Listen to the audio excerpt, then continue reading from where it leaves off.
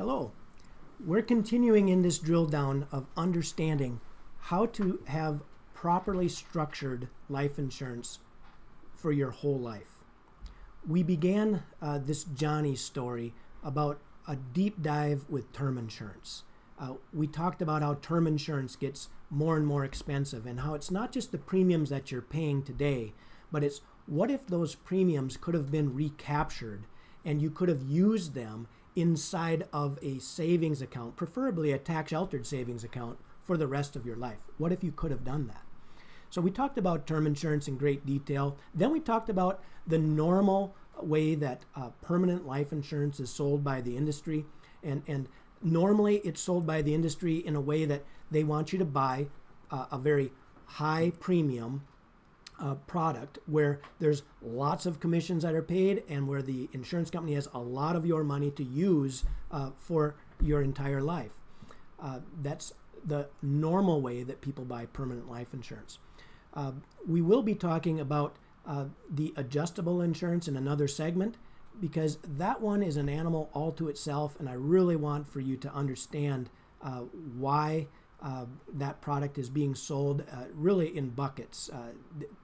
In this time of this recording, it's probably the most popular structure that's out there, and we'll be drilling down into that. We wanted to go to the segment called properly structured life insurance. And in order to understand properly structured insurance, you needed to understand my story of Johnny B. Free. Johnny B. Free, you'll remember, paid the same amount of premium that Johnny Normal did, the $15,000 a year, but Johnny B. Free just bought a very little bit of the life insurance. He just bought just enough life insurance so that it would qualify under the tax laws that we explained as being a modified endowment contract. Now, I just wanted to give you a glimpse of that particular law with the modified endowment contract, and it's actually in section 7702 of the Internal Revenue Code. So it says a modified endowment, it's based on the premiums, dividends, and death benefits as illustrated. This policy complies with section 7702A of the Internal Revenue Code so that it will not be a modified endowment contract. It goes on to describe that there's a test that all contracts have to pass in order for you not to fall into the trap of having your tax-sheltered life insurance program from becoming a modified endowment contract. So that's where policy design comes in, and that's where you need a professional that can help you understand that this is how you have to structure it so that you don't fall into that trap, because we want to have tax-sheltered growth and tax-sheltered available funds for the rest of our lives. All right? So that law being said, there's something that was wrong with the structure of Johnny B. Free. And the problem is that if Johnny died young, the family is not protected in the way that the family needs to be protected. So if Johnny does the big mistake and decides to leave this earth early, the family would have to get by on just $550,000 of death benefit. Well, if you'll remember from a segment where we talked about lifetime capital potential and the amount of money that you're going to bring in your life, you'll remember that from age 29 to age 64, that if you're earning $150,000 a year with a 3% growth rate, you're actually going to bring in $9.4 million over your working lifetime. So you have a huge economic capacity for you and your family. So we're trying to show how do we begin to ensure a piece of that $9 million that you are bringing in. So this example shows how to get Johnny properly structured. So I entitled this illustration Johnny B. Proper. So what you'll notice on the far left is you'll notice that the premiums are $16,587. All right? What you noticed on Johnny B. Free is that premium was only $15,000, right? So the difference between $16,587 $587 and $15,000 is that $1,600,590. Guess what that is? If you guessed, well, it must be buying something because there's a lot more death benefit than the $500,000 that Johnny B. Free had. It's buying $1.4 million of term life insurance. All right? So this is how you structure properly. You still buy as little permanent life insurance as you can possibly buy with the $15,000. So you're still doing that piece, but now you're adding a rider of term insurance, and you're adding it for a period of time that gives you choices over this period of time. This is going to be something that you may have to drill back and listen to this again, because there's a lot of moving parts here. There's actually 4 parts to a properly structured life insurance contract. The first part is you want to buy as little permanent life insurance as you possibly can with as much premium. That's the first part. The second part is you'd like for this insurance program to actually fulfill itself if you became disabled. If for any reason you weren't able to earn the money to make this program work, you'd like that to continue without your ability to pay. The third piece that you're going to want is you're going to want to be able to buy enough paid up additions so that your cash grows exponentially. That's the third piece. The fourth and final piece is you're going to want to have a term insurance rider so that you have the early death benefit that you need, so that if you died early, your family would be protected. Those are the 4 parts. So you've been looking at an illustration, and I just want to focus on these first 5 years. Understand again that the $16,587 in the center column where it says annualized contract premium, $16,587, that is the $15,000 premium with the term on top. Hope that makes sense to you. All right? So if you put in $15,000 a year, it still has the same $68,000 that the Johnny B. Free setup had. So you still have the same amount of cash. The other $1,600 that you spent, that got spent to the cost of the term insurance. There is no cash value in term insurance, right? That is money that you're paying away that absolutely is there to protect you in the same way that you pay for a car insurance premium, or the same way that you pay for a homeowner's insurance premium, or the same way that you pay for a health insurance premium. Those premiums are paid for the protection itself. All right? That's what you're doing with term insurance. Here's the value. When we set this up right, it's going to be set up in a way where the premiums for the term insurance rider do not increase at the massive rate that the standalone term increased. All right? So I want you to have a quick glimpse at, remember, the standalone term insurance was $1,840 a year. And when it went for 20 years level, it went through the moon to $18,000 a year, and it went up every year thereafter. So we all understand that standalone term insurance goes to an unaffordable state, correct? So when we go to the Johnny B. proper structure, these 4 pieces are broke down this way. Johnny B. proper now has $1.9 million of death protection. The first piece is the $5,400 that Johnny is putting in of the total premium of $16,000. This is the base coverage to have the smallest amount of permanent life insurance to hold the most amount of cash. You'll notice the second piece that we added is this thing called waiver of premium. This is saying that we want you to have a program that self-fulfills. Think about where people save money today. You might save in a 401k plan. If you lost your job due to disability, would that 401k plan continue to grow for you? Would it continue to, would the 401k continue to have monies put in for you if you weren't working? Well, the answer is no. We want this program to work whether you live, whether you die, or whether you become disabled. So the proper structure is this. For just $200 a year, This program will pay the $5,453 for you, so you don't have to come up with it. It's a very inexpensive way for you to cover this program to be self-fulfilling. The third piece of this program is the piece that you were aware of in the Johnny B. Free structure. It's the $9,500 of extra cash. That extra cash is held in paid-up additions.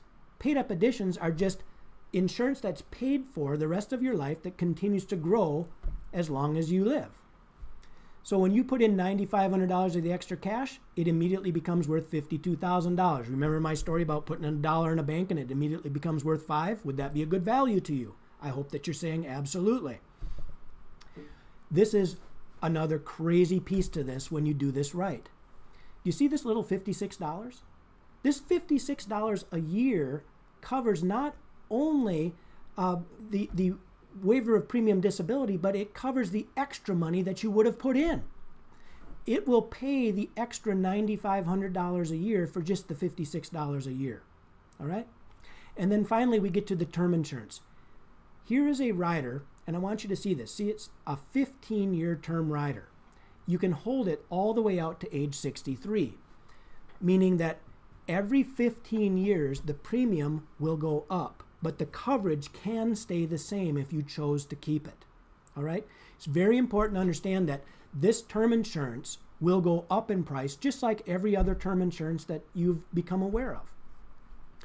It costs $1,200 and $168 for that waiver of premium. So these costs altogether are the $15,000 of cash product and the $1,600 of term insurance and other riders. Hopefully that makes sense. All right. Let's move on to the illustration so that you can see how to measure the cost of this product. All right. So when we go to the illustration page in Johnny B. Proper, the first thing that you're going to notice is that the death benefit goes from basically $2 million and it grows to over $3 million over the working lifetime of Johnny. All right? So he's got an ever-increasing death benefit, which is really, really good because as life goes on, things become more expensive. Johnny also has, of the $15,000 that goes into his contract premium, he's got $9,300 that's immediately available that Johnny can use anywhere that he wants for any purpose that he wants. And when Johnny uses this money, it actually continues to grow as if it never left the contract. You might want to play that little segment over. It's a pretty neat deal of how this product works. So when we get to the 5th year, the same example is Johnny has $68,000 of cash that he has accumulated, and how much money did Johnny put into the cash part of this program? Johnny put the same amount of money as he did when it was Johnny B. Free structure. It's the same $15,000. It's just that the extra on top goes to term insurance costs. So understand this. If $15,000 a year is going to the cash side of this product, you do it for 5 years, you've put $75,000 of your premiums into this program that are to accumulate cash. $68,000 is available to you. So if you put $75,000 in and there's $68,000 available, what did it cost you in those 5 years? If you're saying $7,000, you're right. It's $7,000 that you do not have access to. But cost is probably not the right word. It is an investment that's illiquid. The $7,000 had purchased something. I want you to see a chart that will help you visualize what's going on with Johnny B. Proper. I call this properly structured insurance. So this is how it works. Johnny pays the same $15,000. He's buying very little of the whole life, the $516,000. Because he doesn't buy much whole life, most of the cost of the product is taken care of in just the first 2 or 3 years of the contract. After that small period of time, every dollar that Johnny puts into this contract is going to build this cash, and when it builds the cash, it also is pushing up the death benefit. And that's because the extra cash of Johnny B. Proper is being stored in something that we called paid up additions riders. So the paid up additions riders, remember when you put in $1, it grows by what? It grows by 5.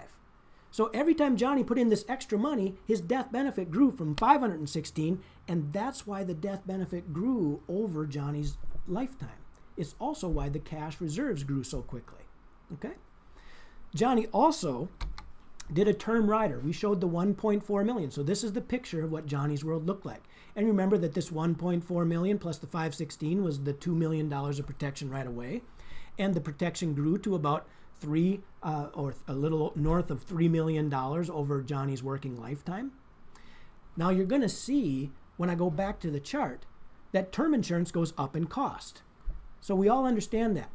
But let me show you, when you properly structure this, the benefit of doing it in a shorter rider that you can choose to keep, you can choose to decrease, or you can choose to convert to more permanent programs.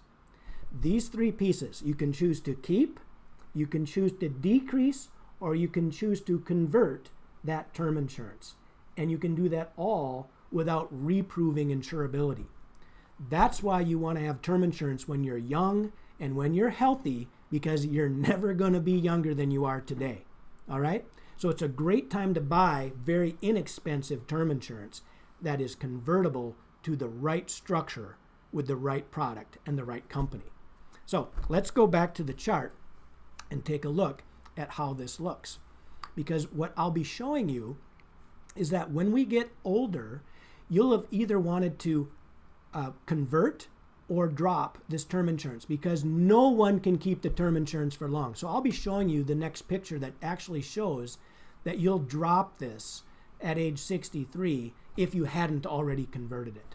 All right, so let's go back to the description of Johnny B. Proper. Several things going on here. We've got a center column where when you get to the 15th year, the 16,587 goes up to 18,519. How much did the premium increase between year 15 and 16? It went up $2,000. All right? I want you to try to remember back. Do you remember how high the Johnny term premium went up from year 20 to 21? It went from $1,840 up to, I think, $18,620. Do you see there's a little bit of difference in having a rider than having a standalone? It's amazing. You could certainly choose to keep this 16 years down the road. You could choose to, hey, look, I'm older now. I could pay a couple $1,000s more to have that same $1.4 million of insurance. Do you see where that is much, much more efficient way for you to buy the contract? All right. So as we go down, it's going to stay level all the way out for another 15 years. So we had 30 years of coverage at a relatively low expense to have an ever-increasing death benefit, and to have the benefit that we could have chose to convert that term insurance to more $15,000 banks. We maybe could have had another 4 banks. We could have been saving maybe $75,000 a year, all in a tax shelter because of something we did back in our 20s. Pretty cool, right? So as this goes, I'm showing that in the 35th year, we are not going to continue paying more and more and more for term insurance. So take a look. 18,463 in the 30th year turns to 26. That means the premium went up that year. It went up how much? It went up $8,000. Now listen, if you're 60 years old and you still needed the $1.4 million, you'd probably pay that $8,000. It still isn't completely out of price range, but it's a lot more money than if we would have learned how to build multiple Freedom Reserve banks, multiple insurance contracts that are properly structured so that you didn't have any expensive term. Ideally, we'd like you to have no expensive term when you can afford to have the right structure. We want term insurance for one reason. It's to protect you when you're young and you don't have the money to buy the amount of permanent insurance that you would want to have. All right? So, age 64, we drop the term insurance. So it goes from $3.4 million, and you see that we decrease $1.4 million of death benefit? When we drop the $1.4 million of term insurance, do you see that the premium goes from $26,000 all the way down to $5,600? That is because now your contract doesn't have any additional expense to it. From that point on, your contract can only hold $5,400 of premium. You've already amassed over $1 million in this contract, and you've pushed a death benefit that began at just $500,000 of permanent insurance 4 times as much to $2 million. And your insurance contract grew 4 times as much because you were willing to put $7,000 aside that you can't use for 5 years. Where did that happen? Do you remember in the first 5 years you were paying $15,000 a year? It went into the cost of structuring this product. You still had $68,000 available. If you put $75,000 in, you got $68,000 available in year 5. That's where the $7,000 went. Let me show you a picture to give you this in more clarity. I like to talk about the cost of insurance this way. Between age 29 and 64, we were targeting trying to get you about $2 million of death benefit. All right? We were going to do it with a proper structure of you putting $15,000 a year away for 5 years, meaning that you'd have put $75,000 into this structure. Some of the money went to cash, and some of the money went to insurance. It did not just go to insurance. The $68,000 of cash over your lifetime grew to $1,028,000.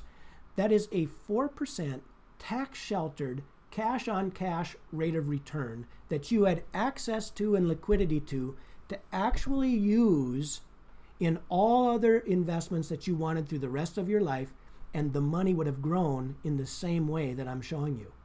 Yes, you could have been using this $1 million somewhere else, and you'd have still ended up with the $1 million here. The insurance. If you put $75,000 in and $68,000 was in cash, $7,000 was the cost of insurance, right? What happened is that $7,000 grew your death benefit an additional $1 million over your lifetime, because the total death benefit by age 64, you'll remember, was $2 million. The total death benefit was $2 million, but $1 million of it is your cash, right? That means that $7,000 that you set aside for 5 years, that's like $1,400 a year, purchased you a guaranteed $1 million in your future. Now, this isn't a trick question, but I got to ask it this way. If you put $7,000 away over 5 years, and you were guaranteed sometime in your future that it was going to be worth somewhere in the area of $1 million, guaranteed to happen, you can't outlive it, and it's tax-free. Would that $7,000, just $1,400 a year for 5 years, would that be a good investment for you? You will never make another investment that is that powerful. I just need you to understand this. Guys, if you went back to term insurance and you tried to buy $1 million of term insurance when you were 65 years old, do you know what that would cost you for just 1 year? Yeah, it's somewhere in the neighborhood of $40,000 for 1 year of term insurance when we showed you the normal way that people buy term insurance. You don't want to be caught in that kind of a trap. You want to understand that you do not have liquidity to all of the money that you've put into this program. You put $75,000 in, and you had illiquidity to $7,000, but that $7,000 was the best investment that you ever made in your life, and it's guaranteed to come back to you, and you can't outlive it, and it's going to come back tax-free. There are ways to show you how you can actually spend the death benefit without dying. I need you to see this in the next segment. I'm going to show you how you can spend the death benefit without dying. If that's interesting to you, let's take a look at the next segment. Thanks for listening.